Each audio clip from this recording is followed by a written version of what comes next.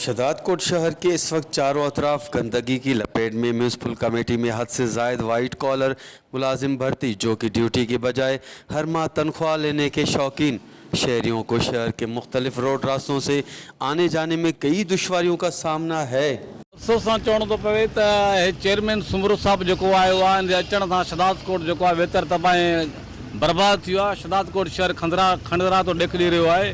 हे शहीद बेनज़ीर भुट्टो जो तक आहे, उन जेको मालिकी कोन्हे का। ॾिसो था पाण, हे जेको रोड आहे वञे दोस्त उन नाला टुटरा पिया आहिनि, नालनि जो पाणी रोडनि ते अची वियो आहे ऐं शहर जे कंहिं बि महले में जेको आहे सफ़ाई वग़ैरह कोन्हे का। अलाहाबाद पाड़ो ॾिसो, हिंदू मोहल्ला पाड़ो ॾिसो, रेशम गली ॾिसो, मस्तू मोहल्ला ॾिसो, बादशाह कॉलोनी, बाकराबाद या मुख़्तलिफ़ ॿिया काफ़ी पाड़ा न शदादकोट आहे, उते जेको आहे का बि सफ़ाई नज़र कोन थी अचे। हे जेको चेयरमैन आहे हिकु हटी करे वेठो आहे, जेको आहे त पंहिंजा गनमैन ज़ाती गनमैन जेको आहे त पंहिंजा आणे थो हुन ऑफिस में म्यूनसिपल कमेटी में। असां सख़्तु लफ़्ज़नि में मज़म्मत कयूं था। ॿियो जेको आहे त काउंसलरनि जेके हिन रखिया आहिनि, फ़ी काउंसलर खे 40 खां 50 60 हज़ार रुपयो ॾिबो फ़ी मंथ।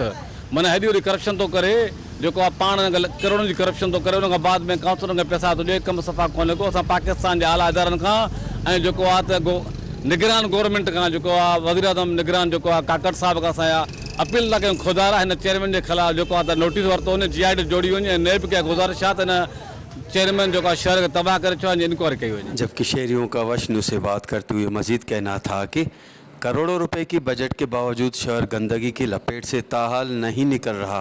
कैमरा टीम के साथ गुलाम अली ब्रावई, वश TV, शदादकोट।